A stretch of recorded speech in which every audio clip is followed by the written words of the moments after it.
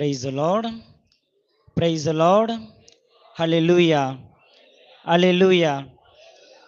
உயிரோடு இருக்கிறவங்களா ஒரு முறை praise the Lord. Praise the Lord. இயேசுவுக்கே புகழ், இயேசுவுக்கே நன்றி, மரியே வாழ்க. இயேசுவுக்குள் எனக்கு மிகவும் பிரியமானவர்களே, இந்த திருவிழா காலத்திலே கொடியேற்றத்துடன் நம்முடைய பாதுகாவலராகிய பெர்க்மான் சர்லப்பர் அவருடைய திருவிழாவை ஒரே குடும்பமாக ஒரே சமூகமாக கொண்டாடுவதிலே நாம் நம்மை தயார் செய்து கொண்டிருக்கிறோம். அதிலே இரண்டாவது நாளாகி இன்று புனிதர்களுடைய வாழ்க்கை வரலாற்றை இந்த நவ நாட்களிலே நாம் சிந்திப்பதற்காக ஒரு அழகான ஒரு தலைப்புகளை ஒவ்வொரு நாளுமே ஒவ்வொரு தலைப்புகளை வைத்து நாம் சிந்திப்பதற்காக நம்மை நாம் தயார் செய்து கொண்டிருக்கிறோம். இந்த தயார் செய்து கொண்டிருக்கிற இந்த நேரத்திலே இன்றைய சிந்தனையானது புனித இக்னேசியார், அந்தியாவை சேர்ந்த புனித இக்னேசியார் அவருடைய வாழ்க்கையை பற்றி சற்று சிந்திப்பதற்காக நாம் இங்கு அழைக்கப்பட்டிருக்கிறோம். அன்பிற்குரியவர்களே, கவலை, கண்ணீர், துக்கங்கள், துயரங்கள் எல்லாம் நம்முடைய வாழ்க்கையை எப்பொழுதெல்லாம் அலை போல நம்மை வந்து சேருகிறதோ அப்பொழுதெல்லாம் நாம் மறந்துவிடக்கூடாது நாம் கிறிஸ்தவர்கள் என்பதை. Praise the Lord. Praise the Lord. கிறிஸ்தவர்கள் என்று சொன்னாலே அநேக இன்னல்களையும் சவால்களையும் சந்திக்கக்கூடியவர்கள், அநேக போராட்டங்கள் மத்தியிலே வாழக்கூடியவர்கள் என்கிற ஒரு சிந்தனையை நாம் மறந்துவிடக்கூடாது. ஏனென்றால் எப்பொழுது நாம் ஆண்டவரை ஆதாயமாக்கி கொள்ள வேண்டும் என்று ஆசைப்படுகிறோமோ, எப்பொழுது கடவுளுடைய அன்பு பிள்ளைகளாக நாம் வாழ வேண்டும், மாற வேண்டும் என்று விரும்புகிறோமோ, அப்பொழுது நமக்காக காத்திருக்கக்கூடிய ஒரு பதிலானது துயரம். இன்று நாம் சிந்தித்துக் கொண்டிருக்கிற இந்த புனிதரானவர், அவர் மிக அருமையாக சொல்லக்கூடிய ஒரு வார்த்தை இருக்கிறது. உலகின் எல்லா இன்பங்களுக்கும் நான் இயலாமைகளாக குப்பைகளாக கருதுகிறேன். புனித பவுல் அடிகளாரை போல சொல்லுகிறார். இன்றைய புனிதர் புனித இஞ்ஞாசியார், அந்தியோக்காவை சேர்ந்த இஞ்ஞாசியார் சொல்லக்கூடிய வார்த்தை, இந்த உலகை நான் குப்பையாக கருதுகிறேன், ஏனெனில் இயேசுவுக்காக மரிப்பதே என் மகிழ்ச்சி. Praise the Lord. Praise the Lord. எப்பொழுது நாம் நம்முடைய கடவுளுக்காக மரிப்பதற்காக கடவுளுக்காக நாம் துயரம் அடைகிறோமோ அப்பொழுது நம்முடைய விசுவாசமானது ஆண்டவரிடத்திலே கட்டமைக்கப்படுகிறது. அன்பிற்குரியவர்களே, கிறிஸ்துவ வாழ்க்கை என்பது ஒரு போராட்டம் நிறைந்த வாழ்க்கை. அதற்காகத்தான் தீமோத்தேயுக்கு எழுதிய 2வது புத்தகத்திலே 4வது அதிகாரம் 7-8 வசனங்கள் சொல்லுகிறது. என்ன? நான் நல்லதொரு ஒரு போராடி இருக்கிறேன், என்னுடைய விசுவாசத்தை காத்து கொண்டேன், எனக்காக என் கடவுள் நியமித்து வைத்திருக்கிற, தேர்ந்தெடுத்து வைத்திருக்கிற அந்த கிரீடத்தை பெறுவதற்கு நான் ஆயத்தமாக இருக்கிறேன். கிறிஸ்துவ வாழ்க்கையிலே நம்மால் அந்த வார்த்தைகளை எல்லாம் சொல்வது என்பது மிகவும் கடினமான ஒரு செயல். சந்தோஷம் இல்லையா? எல்லா நேரங்களிலும் சந்தோஷத்தை பெறுவதற்காக நாம் ஏங்குகிறோம். எப்பவுமே சந்தோஷமா இருக்கணும் அப்படின்னு நினைத்து பாருங்க. எப்பொழுதுமே நாம் நினைக்கிறது எல்லாம் நமக்கு கிடைத்து விட்டால் கடவுளுடைய அவசியம் நமக்கு தேவைப்படாது இல்லையா? ஒத்துக்கிறீங்களா? நாம் விரும்பியது எல்லாம் நமக்கு கிடைத்து விட்டால் கடவுள் என்கிற ஒரு மனிதன் நமக்கு தேவையே கிடையாது. ஏனென்றால் எல்லாமும் எல்லா நேரத்திலும் எனக்கு பெற்றுக்கொள்ளக்கூடிய ஒரு மனநிலைக்கு நான் தள்ளப்படுகிறேன். எப்பொழுது வேண்டும் என்கிற ஒரு எண்ணம் நம்முடைய வாழ்க்கையில வருகிறதோ, எப்பொழுது நான் இதை பெற்றுக்கொள்ள வேண்டும் என்கிற ஆசை நம்முடைய வாழ்க்கையில வருகிறதோ, அப்பொழுது தேவை என்பது கடவுளை சந்திக்க நமக்கு ஒரு வழியாக மாறுகிறது. Praise the Lord. அன்பிற்குரியவர்களே, தேவை எப்பொழுதெல்லாம் நம்முடைய வாழ்க்கையிலே நாடி வருகிறதோ அப்பொழுதெல்லாம் நாம் மறைசாட்சிகளாக நம்முடைய வாழ்க்கையை கடவுளுக்கு ஒப்பு கொடுத்தவர்களாக மாற அது நமக்கு வழி காட்டுகிறது. ஏனெனில் ஆண்டவர் சொல்லுவார், நீதியின் பொருட்டு துன்பப்படுகிறவர்கள் பேறு பெற்றோர். அநேக நேரங்களிலே நாம் சவால்களை சந்திக்கக்கூடிய ஒரு சூழ்நிலைக்கு நாம் தள்ளப்படுகிற பொழுதெல்லாம் ஒரே ஒரு விஷயத்தை மட்டும் நான் மறந்துவிடக்கூடாது. இயேசுவினுடைய வார்த்தைகள், பச்சை மரத்திற்கே இந்த கதி என்றால் பட்ட மரத்திற்கு என்ன கதி? அன்பிற்குரியவர்களே, நம்முடைய வாழ்க்கையானது ஒரு போராட்டத்தினுடைய வாழ்க்கையாக இருக்கிறது. எல்லாமும் எல்லா நேரத்திலும் கிடைத்து விடும் என்பது மனிதனுடைய மூர்க்கத்தனம். நாம் மனிதர்களாக வாழ்கிற பொழுது நம்முடைய சிந்தனையானது நான் ஆசைப்பட்டது இது எனக்கு கிடைத்துவிடும் என்கிற ஒரு சிந்தனை. ஆனால் அதை பெறுகின்ற அந்த மனநிலையானது நம்மை துன்பத்தோடும் இன்னல்களோடும் சவால்களோடும் நிறைந்ததாக அது அமைகிறது. புனித இஞ்ஞாசியார் சொல்லுவார், மிருகங்கள் என்னை தின்னட்டும், நான் கிறிஸ்துவின் ரொட்டியாக மாற வேண்டும். மிக அருமையான ஒரு வார்த்தை. மிருகங்கள் என்னை தின்னட்டும், நான் இயேசுவினுடைய ரொட்டியாக மாறுவேன். ஆண்டவர் சொல்லுகிறார், கோதுமை மணி மண்ணில் விழுந்து மடியால் ஒழிய அது பயன் தராது. எப்பொழுதெல்லாம் நாம் மண்ணிலே மரிக்க போகிறோமோ, எப்பொழுதெல்லாம் நாம் துயரப்படுகிறோமோ, துயரத்திற்கு ஆளாக்கப்படுகிறோமோ, அப்பொழுதெல்லாம் நாம் பேறு பெற்றவர்களாக மாறுகிறோம். ஏனெனில் பச்சை மரத்திற்கே அந்த கதி என்றால் பட்ட மரத்திற்கு என்ன கதி? அன்பிற்குரியவர்களே, நம்முடைய வாழ்க்கையை நாம் சற்று அலசி ஆராய்ந்து பார்க்கக்கூடிய கடமையும் பொறுப்பும் நமக்கு கொடுக்கப்பட்டிருக்கிறது. புனித இஞ்ஞாசியார் அவருடைய வாழ்க்கையை சிந்தித்துக் கொண்டிருக்கிற நாம், அவருடைய பாடுகள், அவர் ரோம் நகரிலே பிறந்தவர், அவர் யோவானுடைய அன்பு சீடர், அவர் அப்போஸ்தலிக் ஃபாதர் என்று சொல்வார்கள். அவர் கிறிஸ்துவ விசுவாசத்தை கட்டமைப்பதிலே ஒரு முக்கிய பங்கை ஆற்றியவர்.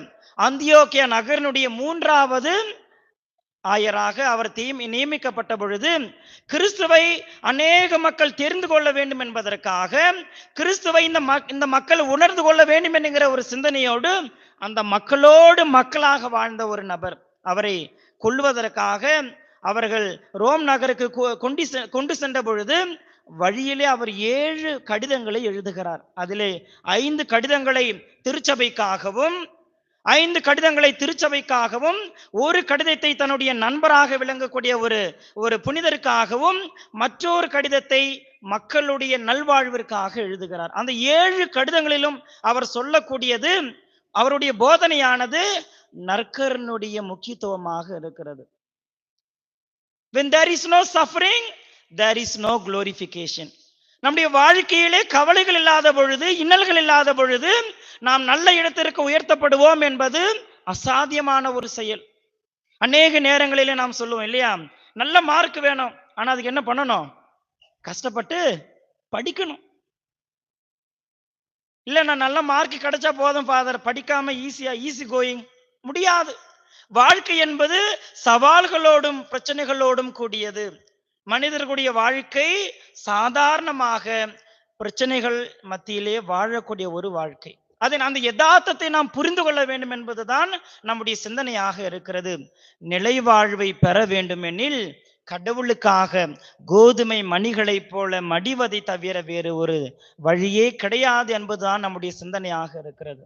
அன்பிற்குரியவர்களே, மிருகங்களுக்கு என்னை காணிக்கையாக கொடுங்கள், நான் மிருகங்கள் மத்தியிலே கடிபட்டு சாவதற்கும் நான் தயாராக இருக்கிறேன்.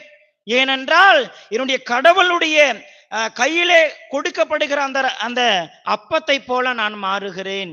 மிக அருமையான ஒரு வார்த்தைகள். அந்த புனிதருடைய வாழ்க்கை நமக்கு ஒரு எடுத்துக்காட்டாக அமைய வேண்டும்.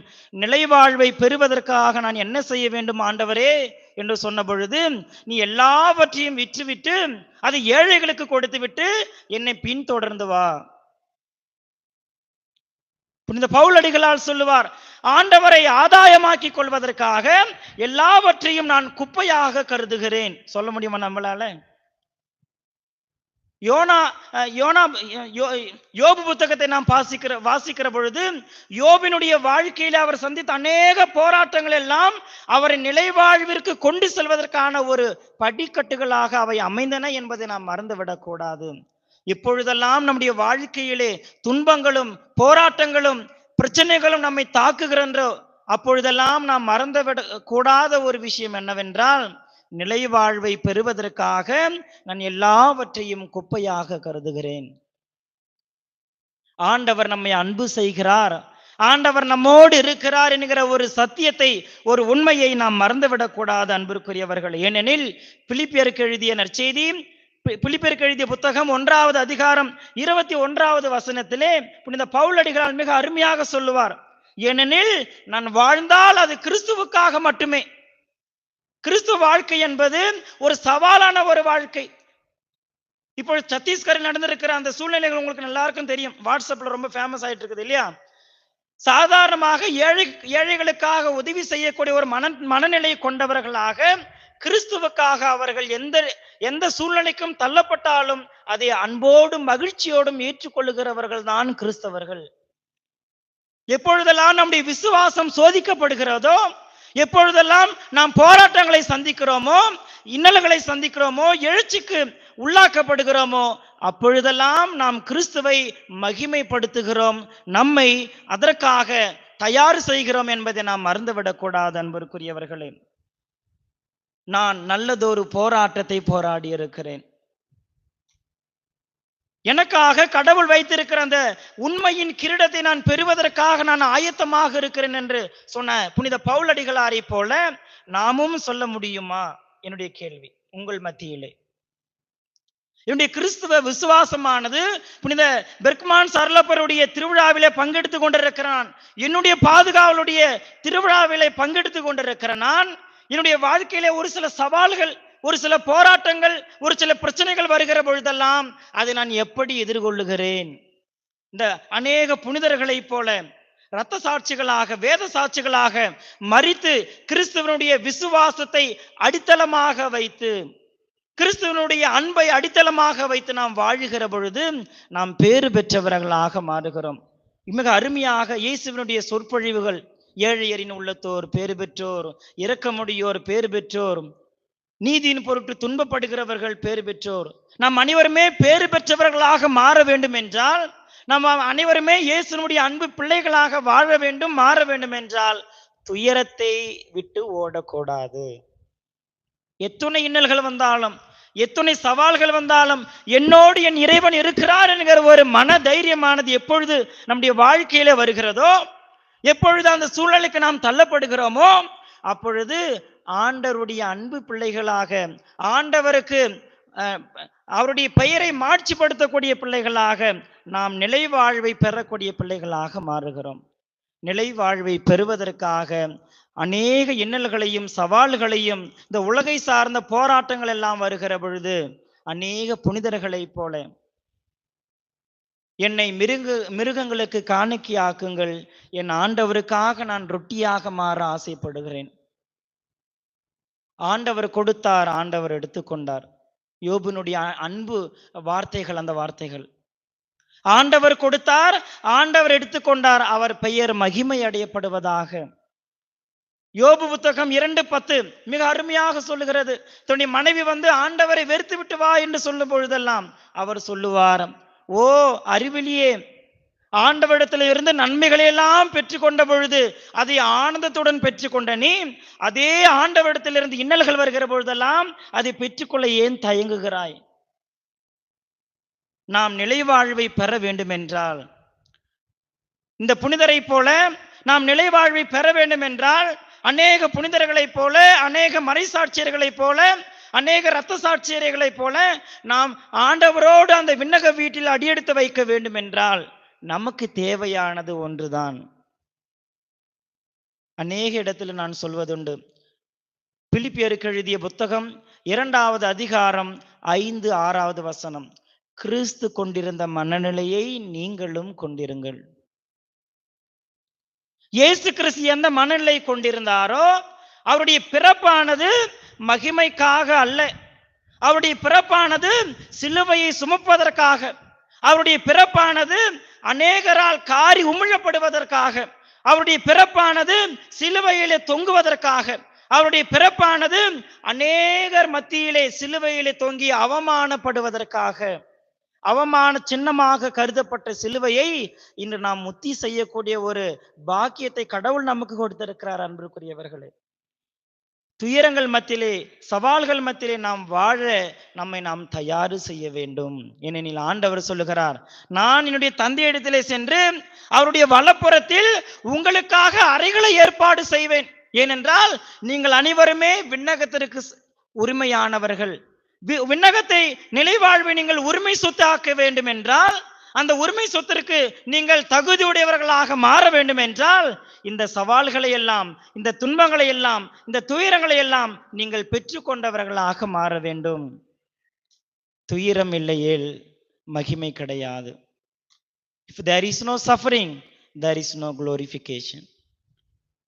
இன்னல்கள் வருகிற பொழுதெல்லாம் நாம் சிந்தித்து பார்க்க வேண்டிய ஒரு ஒரு ஒரு கோட்பாடு, ஒரு சிந்தனை என்னவாக இருக்குமே என்றால், ஆண்டவரை ஆதாயமாக்கி கொள்ள எல்லாவற்றையும் நான் குப்பையாக கருதுகிறேன். நாமும் யோபு கொண்டிருந்த மனநிலையைப் போல, புனித பவுலடிகளால் கொண்டிருந்த மனநிலையைப் போல, புனித அந்தியோக்கு இஞ்ஞாசியார் கொண்டிருந்த மனநிலையைப் போல, ஆண்டவருக்காக மிருகங்கள் மத்தியிலும் இறப்பதற்காக நான் தயாராக இருக்கிறேன். ஏனெனில் கோதுமை மணி மண்ணில் விழுந்து மடியால் ஒழிய அது பலன் தராது. நான் துன்பத்தை அனுபவித்தால் ஒழிய, நான் இன்னல்களை சந்தித்தால் ஒழிய, நான் நிலை வாழ்விற்குள் புக முடியாது என்கிற ஒரு சிந்தனையானது, ஒரு மனநிலையானது நம்முடைய வாழ்க்கையில வர வேண்டும் அன்பிற்குரியவர்களே. அதற்காகத்தான் இந்த திருவிழாக்கள், அதற்காகத்தான் இந்த ஏற்பாடுகள். எதற்காக? கத்தோலிக்க கிறிஸ்தவத்தில் அநேக புனிதர்களுடைய பெயர்களை நம்முடைய பாதுகாவலராக வைத்திருக்கிறோம். அதற்கு ஒரு காரணம் உண்டு. இவர்கள் வாழ்ந்ததை போல நானும் வாழ வேண்டும். புனிதர்கள் ஆராதிப்பதற்கு அல்ல, புனிதர்கள் நமக்கு ஒரு எடுத்துக்காட்டாக விளங்குகிறார்கள். என்னை போல நீ மாற வேண்டும். புனித பெர்க்மான் சர்லப்பருடைய பரிந்துரையிலே கீழே வாழ்ந்து கொண்டிருக்கிற நீங்கள், இந்த திருவிழாவை கொண்டாடி கொண்டிருக்கிற நீங்கள் புரிந்து கொள்ள வேண்டியது, தெரிந்து கொள்ள வேண்டியது ஒரே ஒரு விஷயம். எங்கள் பாதுகாவலாக விளங்கக்கூடிய அந்த புனிதரை போல நானும் கிறிஸ்துவ வாழ்க்கையை அர்த்தமுள்ள வாழ்க்கையாக வாழ வேண்டும். அப்படி நாம் வாழுகிற பொழுது அந்த விண்ணகத்தினுடைய கதவுகள் நமக்காக திறந்து வைக்கப்படுகிறது. அன்பிற்குரியவர்களே, மிருகங்களுக்கு என்னை காணிக்கையாக்குங்கள், ஆண்டவருக்காக அவருடைய கையிலே மாறக்கூடிய அப்பமாக நான் மாற ஆசைப்படுகிறேன். என்ன ஒரு உன்னதமான ஒரு செய்தி! ஆகவே அன்பிற்குரியவர்களே, நம்முடைய கிறிஸ்துவ வாழ்க்கையிலே ஆண்டவர் இறுக பற்றி கொண்டவர்களாக, ஆண்டவருடைய கரம் பிடித்து வாழக்கூடியவர்களாக, ஆண்டவருடைய அன்பு பிள்ளைகளாக வாழ, அந்த நிலை வாழ்வை நம்முடைய உரிமை சொத்தாக்கி கொள்ள தொடர்ந்து புனிதர்களுடைய பரிந்துரையோடும் புனித அருளப்பருடைய பரிந்துரையை பெற்றவர்களாக நாம் வாழ ஆண்டவருடைய உதவி வேண்டிய திருப்பலியில மன்றாடுவோம். ஆண்டவரை ஆதாயமாக்கி கொள்ள எல்லாவற்றையும் குப்பையாக கருதியவர்களாக, ஆண்டவரை மட்டுமே மையமாக வைத்து வாழக்கூடியவர்களாக வாழ இறைவனுடைய ஆசீர்வாதம் இந்த திருப்பலியில மன்றாடுவோம். ஆமீன்.